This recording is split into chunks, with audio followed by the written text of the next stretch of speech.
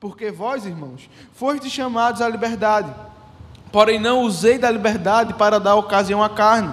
Sede antes servos uns dos outros pelo amor, porque toda a lei se cumpre em um só preceito, a saber, amarás o teu próximo como a ti mesmo. Se vós, porém, os mordeis e devorais uns aos outros, vede que não sejais mutuamente destruídos. Queria orar com você nesse momento.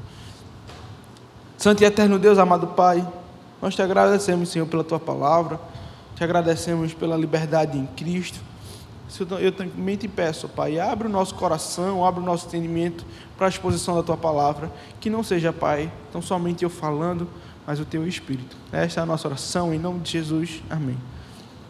Meus irmãos, trabalhando esse texto com os adolescentes da nossa igreja, a primeira pergunta, o primeiro questionamento que eu fiz a eles é: o que é liberdade? Precisamos entender o que é liberdade ao entrar nesse texto, porque é uma palavra que se repete várias e várias vezes. E conversando com eles, alguns diziam: não, liberdade é poder fazer o que eu quero. É isso que eu tenho aprendido nas minhas aulas de filosofia no colégio. Liberdade é almejar aquilo, eu posso fazer o que eu quiser sem que ninguém refreie os meus desejos. Outro vai dizer que liberdade é não ter ninguém impedindo você de fazer alguma coisa. E fomos caminhando e entendendo que talvez esse não seja o melhor conceito de liberdade. Afinal, quando a gente olha para uma sociedade que se diz livre, que se diz uma sociedade totalmente emancipada, vemos uma sociedade mais triste, vemos uma sociedade mais deprimida, vemos jovens com mais ansiedade, apesar de se sentirem mais livres. Então, talvez surja um questionamento, de fato, será que é isso liberdade? Quando a gente olha para a carta aos Gálatas, ela foi escrita pelo apóstolo Paulo, provavelmente antes do ano 49. O plano de fundo da carta dos Gálatas são os capítulos 13 e 14 de Atos, antes do capítulo 15, que é o concílio de Jerusalém. Paulo tem um propósito muito singular ao escrever essa carta. O que é que estava acontecendo no contexto não só da igreja dos Gálatas, mas em todas as igrejas daquela época? Veja, a gente vê o evangelho avançando, principalmente depois da pregação do apóstolo Paulo. Muitos gentios se converteram e agora a igreja era majoritariamente formada por dois grupos, gentios e judeus. Então a gente olha que existiam judeus que entendiam que esses gentios que agora acabaram de se converter, eles precisavam guardar toda a cultura judaica. E existiam os principais pontos, era a circuncidão, esse era o principal. Os gentios precisavam circuncidar para estar dentro da igreja. O segundo era que eles precisavam acatar as festas da cultura judaica, principalmente o sábado, o Shabá. E terceiro, eles precisavam também da cultura, da questão da comida, daquilo que era impuro e não era impuro, da carne aos ídolos, ou a carne normal, a comida de camelos, que eram os tipos de carne, de porco ou não, que podiam comer, que a gente olha para a lei de Moisés. Os judeus, eles queriam que esses gentios que estavam se convertendo, eles acatassem essa cultura. E agora começa uma briga, e é por isso que quando a gente lê várias cartas de Paulo, a gente vê a discussão sobre carne entregue aos ídolos, a gente vê toda essa discussão justamente porque o contexto da igreja naquela época era essa mistura. Então, se levantou um grupo na igreja dos Gálatas. Na realidade, Gálatas não era uma igreja só. A Galácia era uma região ao sul. Tem gente que vai defender ao norte por causa de uma nomenclatura, mas eu entendo que o melhor entendimento é que são igrejas da parte sul da galáxia, que foi proveniente de um evangelismo de Paulo, se eu não me engano foi da primeira ou da segunda viagem missionária. Mas a questão é que no meio dessa igreja se levantaram um grupo chamado judaizantes, e eles defendiam com toda a força que de fato você é salvo por Cristo, mas você precisa adicionar a cultura judaica. Você seria salvo por Cristo, com certeza, mas você precisava de algo a mais, você precisava de uma obra a mais. E isso botava em xeque toda a pregação do apóstolo Paulo. E eles agora começaram não só a atacar o apóstolo Paulo, mas toda a pregação, dizendo que isso era uma opinião de Paulo, dizendo que isso era um achismo de Paulo, que Paulo pregava coisas diferentes em outras igrejas, e na igreja da Galácia ele pregava outra coisa. Eles começaram a atacar. Então, a obra dos Gálatas é uma obra não só de defesa da verdadeira doutrina, mas também defesa do apostolado de Paulo. Paulo vai falar sobre algo muito singular na carta aos Gálatas. A gente pode dividir ela do capítulo 1 até o capítulo 4, Paulo defendendo a doutrina, e do capítulo 5 ao 6, Paulo defendendo a liberdade dos crentes. Mas a questão aqui é que Paulo vai falar nos capítulos anteriores sobre que a salvação é somente pela fé. A salvação é somente pela fé. Não adianta você querer Cristo e mais alguma coisa, porque isso colocaria em xeque a crucificação de Cristo. Paulo fala aos Gálatas que, olhem, vocês não podem, vocês não precisam se submeter à tradição judaica. Cristo aboliu a tudo. João Calvino, comentando sobre a carta aos Gálatas, ele vai dizer o seguinte: os crentes gálatas estavam afastados de Cristo, não porque rejeitassem totalmente o cristianismo, e sim porque a corrupção das doutrinas do cristianismo ocorreu de tal proporção que só lhes restavam um Cristo imaginário. A ideia de Calvino é dizer que, porque eles estavam adulterando a palavra de Deus, eles estavam buscando um Cristo que não existia. Um Cristo talvez meramente judeu e ativista religioso. Eles estavam buscando alguém que de fato assinasse a sua cultura. Mas quando a gente olha, esse não é o evangelho que Paulo prega. Esse não era o evangelho que os apóstolos pregavam. O evangelho dos apóstolos é um evangelho que somente a fé pode nos salvar. Não é a fé e mais alguma coisa, não é Cristo e mais alguma coisa, não é Cristo e as suas obras, é somente a fé. Lutero, ele gostava muito dessa carta. Lutero vai escrever dizendo que a carta aos Gálatas é a carta magna da liberdade do crente. E quando a gente entra no capítulo 5, o primeiro versículo é literalmente sobre a liberdade. A passagem anterior é Paulo falando sobre Sara e Agar. Se vocês lembrarem, são a Sara, a mulher de Abraão. A ideia que Paulo usa é que nós somos filhos de Sara, somos filhos da aliança, não somos filhos de Agar, uma mulher que era escrava, era uma concubina, não somos filhos da escravidão, não somos filhos da escravidão da lei, somos filhos da aliança, somos filhos chamados à liberdade. Mas então, o que eu queria refletir com você nessa manhã é: qual a nossa liberdade? Qual é a nossa liberdade em Cristo? E a primeira liberdade que somos é que somos livres da necessidade da lei, do verso 1 ao 6. Eu queria ler com você novamente. Para a liberdade foi que Cristo nos libertou. Permanecei, pois, firmes, e não vos submetais de novo ao jugo da escravidão. Eu, Paulo, vos digo que, se vos deixar de circuncidar, Cristo de nada vos aproveitará. De novo, testifico a todo homem que se deixa circuncidar, que está obrigado a guardar toda a lei. De Cristo vos desligastes, vós que procurais justificar-vos na lei, da graça decaístes. Porque nós, pelo Espírito, aguardamos a esperança da justiça que provém da fé. Porque em Cristo Jesus, nem circuncisão, nem incircuncisão tem valor algum, mas a fé que atua pelo amor. Ao olhar para o versículo 1, a gente vê que uma chave gira. Ele vai dizer: para a liberdade foi que Cristo nos libertou. Talvez essa primeira palavra liberdade seja melhor traduzida por alforria.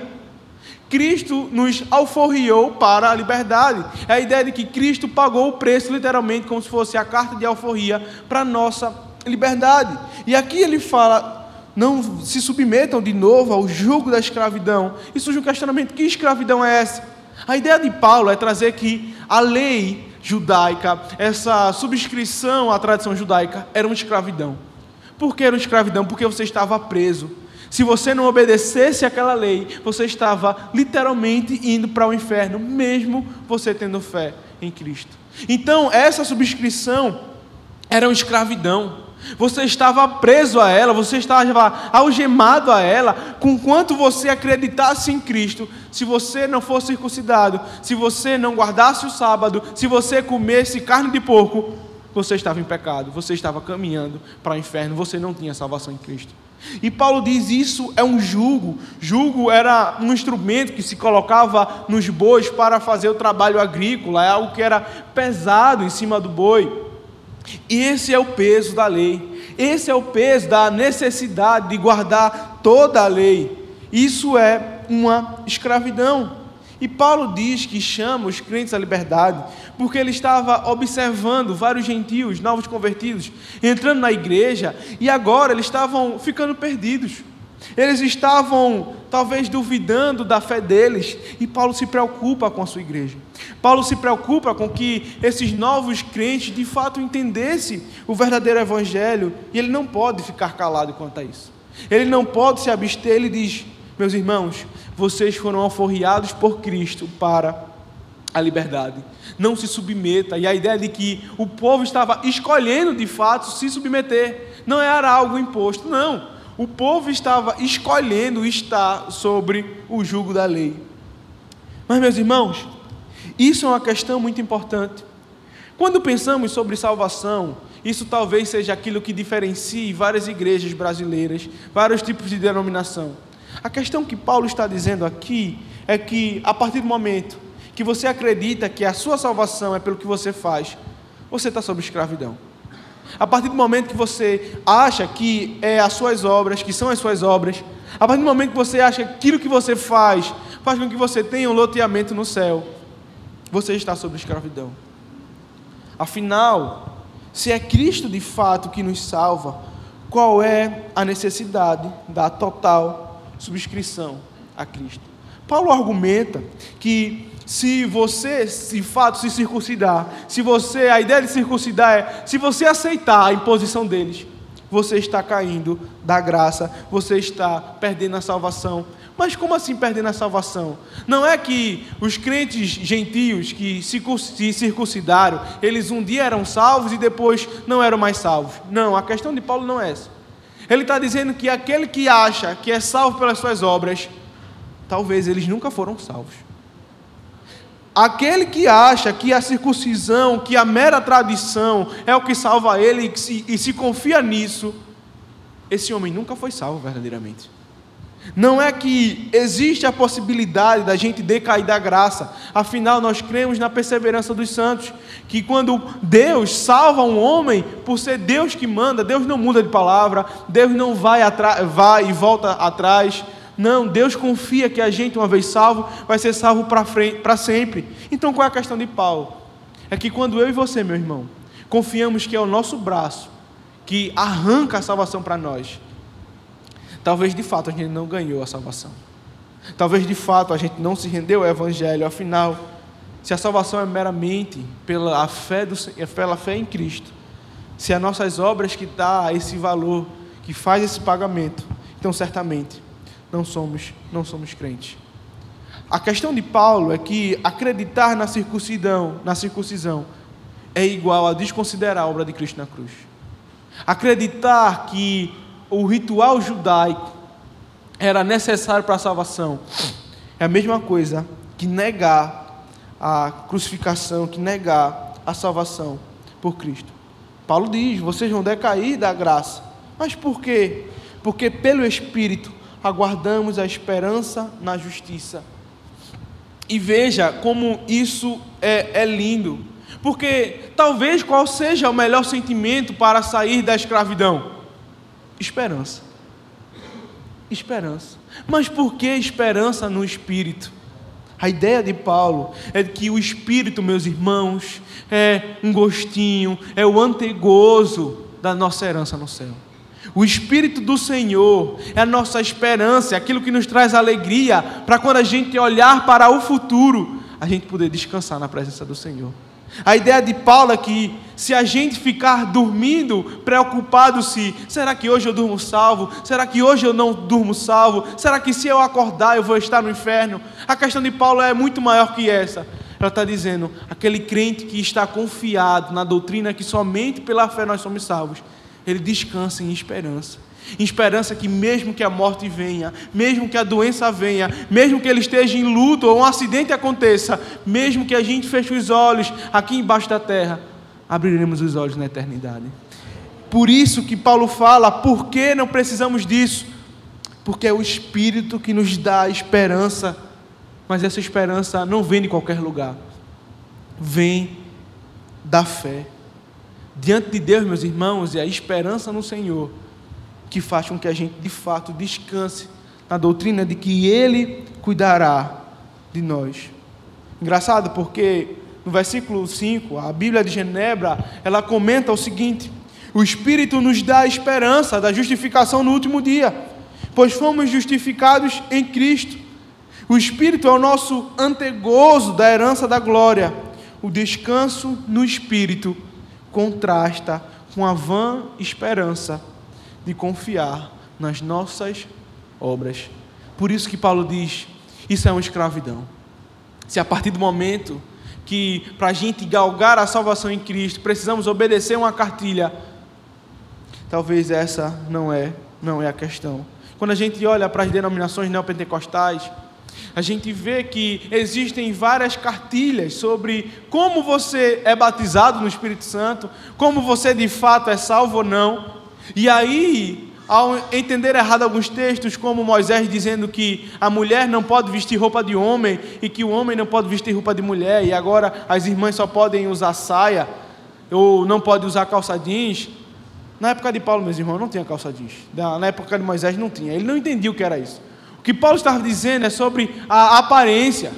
E quando então essas igrejas entendem que esse texto está dizendo que a mulher não pode usar calça e você tem que usar saia para ser salva, eles estão te colocando numa escravidão. É um jugo, é algo que pesa, porque isso não provém da fé. Então os gentios da igreja dos Gálatas estavam perdidos. Eles não estavam entendendo por que é tão necessário isso. Será que a circuncisão é maior do que a obra de Cristo? E Paulo vai dizer, porque em Cristo nem circuncisão, nem incircuncisão tem valor algum. Meu irmão e minha irmã, diante de Cristo, nada que nós façamos para a nossa salvação tem valor. Afinal de contas, como um coração mau, um coração pecaminoso, pode construir um caminho para te levar ao céu? É impossível. Por isso que Paulo diz, diante de Cristo, diante da obra do Senhor na cruz, nada que a gente faça, se é que a gente faça alguma coisa, nada disso tem valor, mas a fé que atua pelo amor. E eu quero que você guarde essa frase, a fé que atua pelo amor, porque isso vai ser muito importante para a gente entender um pouco mais sobre a nossa liberdade. Somos livres da necessidade da lei, não precisamos guardar o sábado, somos livres da necessidade de, você pode comer carne de porco em paz, meu irmão, você pode comer uma galinha de cabidela em paz, não guardamos mais o ritual. Por que não precisamos? Porque isso eram rituais, cerimoniais. Por que a gente precisa guardar os 10 mandamentos? Porque isso era um ritual, não era um ritual, isso era um proceder do povo, seja diante de Deus ou diante dos irmãos. Mas quando a gente olha, aqui eles não estavam preocupados com os 10 mandamentos. Eles estavam preocupados com os rituais. Isso era uma questão ritual, porque se você comesse carne de porco, você estava impuro e precisava passar por um ritual de limpeza. A questão de Paulo aqui, não existem rituais diante de Cristo.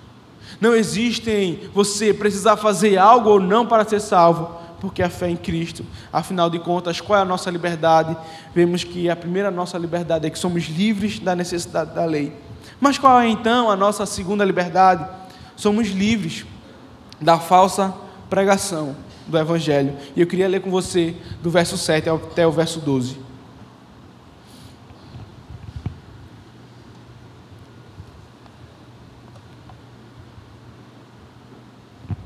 Diz assim a palavra de Deus: vós correis bem. Quem vos impediu de continuardes a obedecer à verdade? Esta persuasão não vem daquele que vos chama? Um pouco de fermento leveda toda a massa. Confio de vós no Senhor, que não alimentareis nenhum outro sentimento, mas aquele que vos perturba, seja ele quem for, sofrerá há condenação.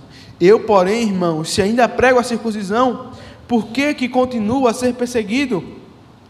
Logo, está desfeito o escândalo da cruz. Tomara até que se mutilassem os que vos incitam à rebeldia.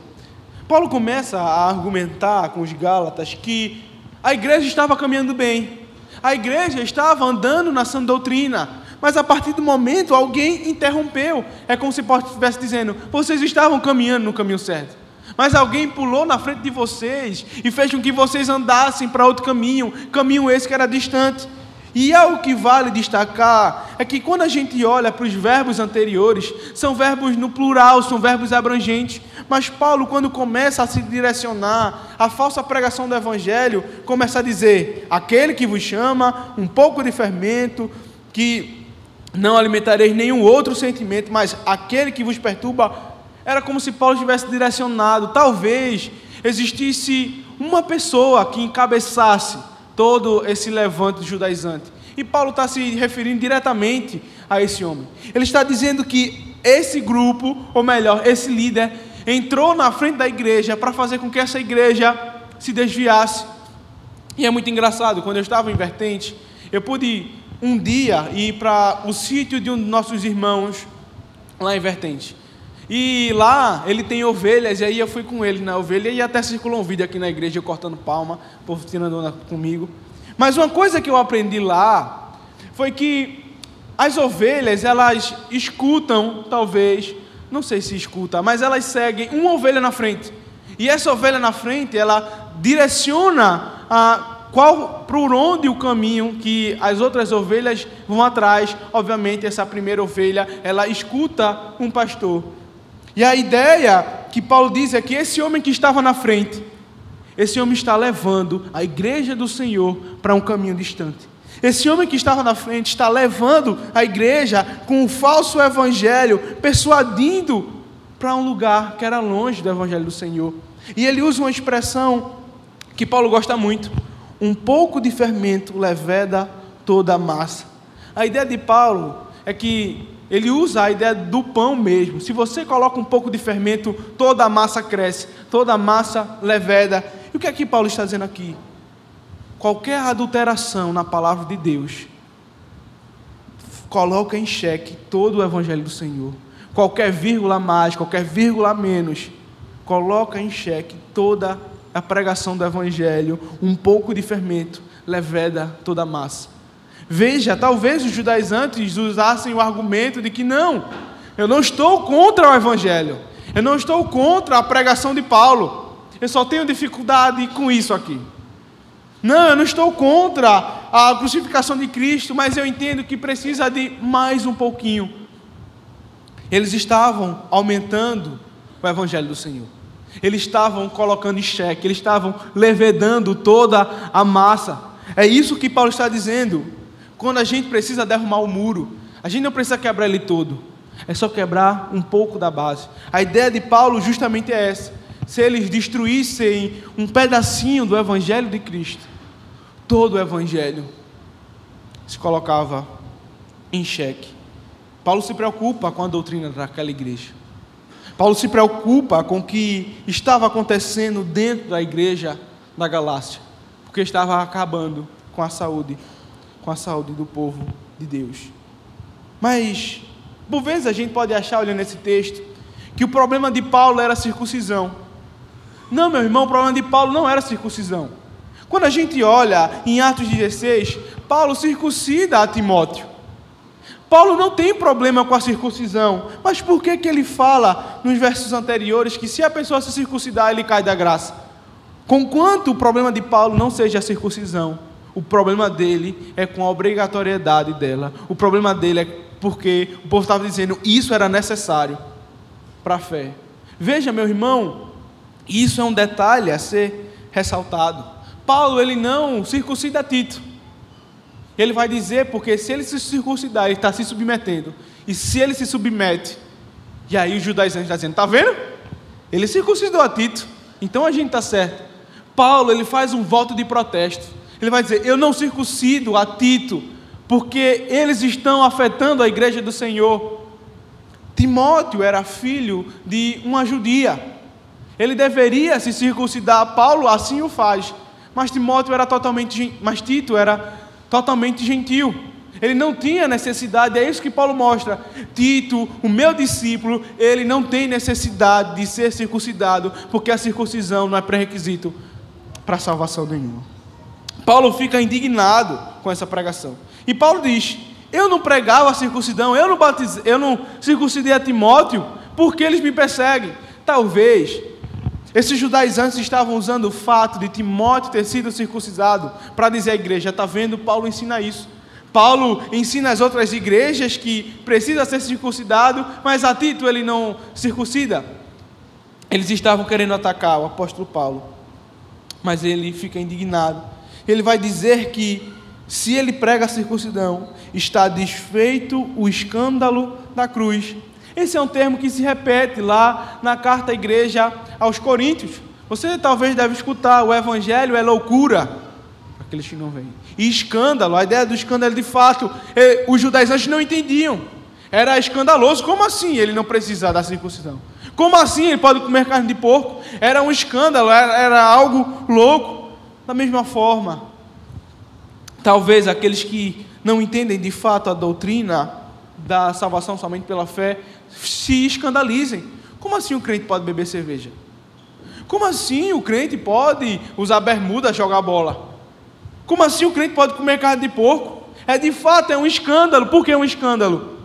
Porque eles não entenderam de fato a pregação do evangelho. E Paulo termina essa passagem, esse pedaço do texto, com uma afirmação muito forte: tomara até que se mutilassem os que vos incitam à rebeldia. Paulo deseja que de fato eles se cortem. E a ideia talvez seja castrar, que eles se castrem. Por que disso? Por causa do procedimento da circuncisão. A ideia de Paulo é que se eles fossem cortar, que cortassem logo tudo. Esse era o desejo de Paulo, que eles de fato sofressem pela falsa pregação do evangelho. E a gente pensa: como é que um apóstolo que prega o amor deseja que alguém se mutile, se corte? Eu quero lembrar uma fala de Cristo em Lucas, no capítulo 17, verso 1 e 2. Pode projetar, por favor, Agir? Lucas 17, verso 1 e 2.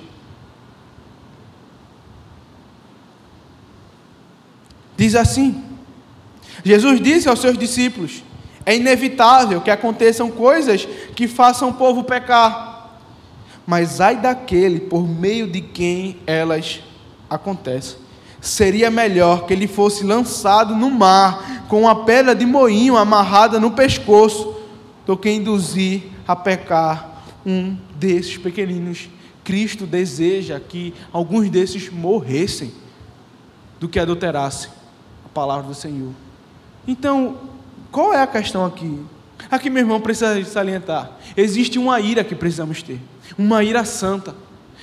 Não é uma ira de vingança, é uma ira de preservar a palavra do Senhor. Paulo estava irado, Cristo estava irado aqui. Ele fala que esses homens que estragam o evangelho, é melhor que eles morram logo, é melhor que eles levem logo. Mas por que isso? Entenda, a questão de Paulo, a ira de Paulo, não é porque era um ataque a ele.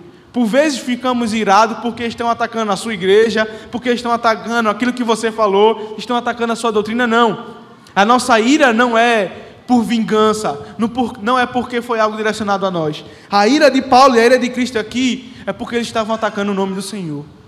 Paulo fica tão indignado porque essa mera adição colocava em xeque a crucificação de Cristo. Por isso que Paulo fala: eu desejo que eles se castrem, eu desejo que eles morram.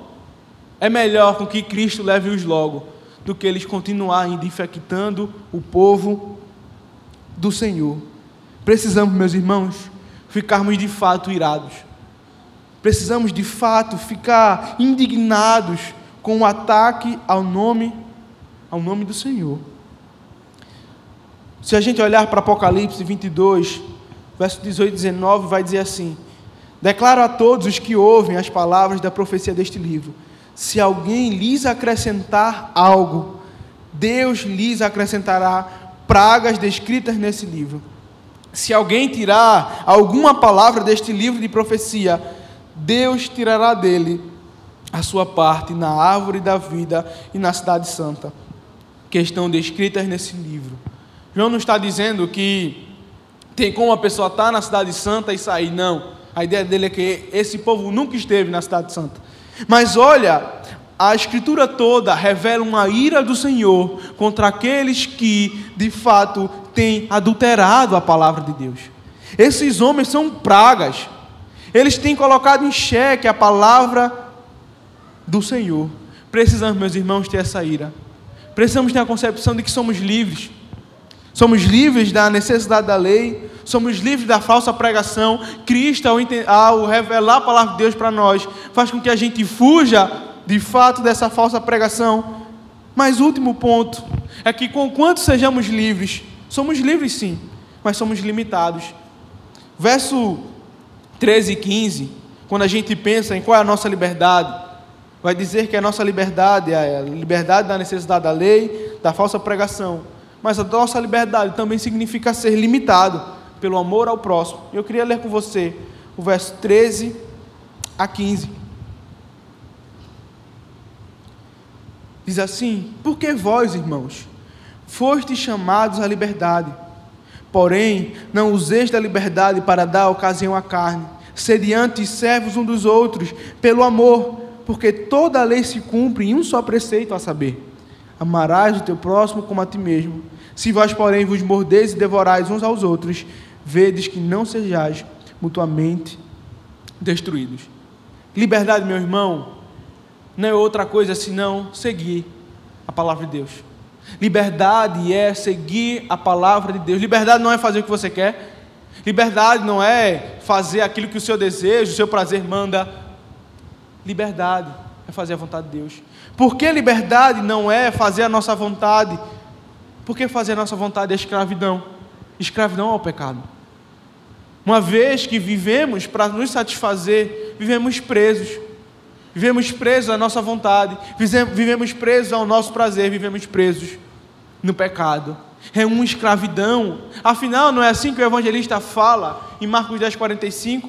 Porque o próprio Filho do Homem não veio para ser servido, mas para servir e dar a sua vida em resgate de muitos. Muitos, esse sou eu e você. Estávamos presos, enlameados no pecado.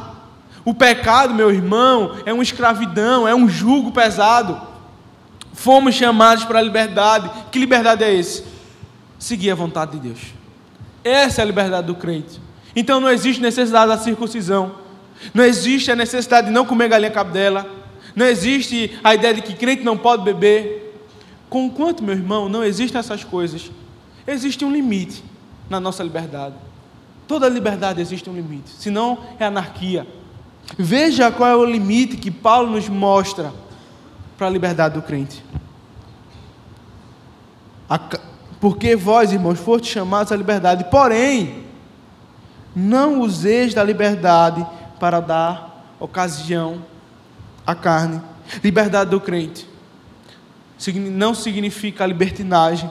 O crente foi chamado para viver livre do pecado e não livre para pecar, porque toda a lei se cumpre em um só preceito, a saber: amarás o teu próximo como a ti mesmo. Essa expressão toda a lei se repete também alguns versos anteriores, quando ele vai dizer que o homem que se deixa circuncidar, ele é obrigado a guardar toda a lei. A ideia de que Paulo é que, se você acha que uma coisa só vale, não. Se você entende que é isso, então você deve guardar toda a lei de Moisés. A ideia de Paulo, de novo, é falar: toda a lei se guarda em um preceito: amarás o teu próximo. Meus irmãos, a ideia de Paulo é que a nossa liberdade deve ser exercida em amor. E talvez a melhor ilustração seja a própria fala do apóstolo Paulo. Abra sua Bíblia lá em 1 Coríntios 10. Vamos ler do verso 23 ao verso 33.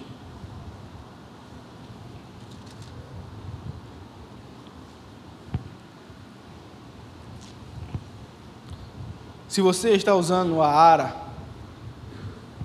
o subtítulo que ele coloca é Limites da Liberdade Cristã.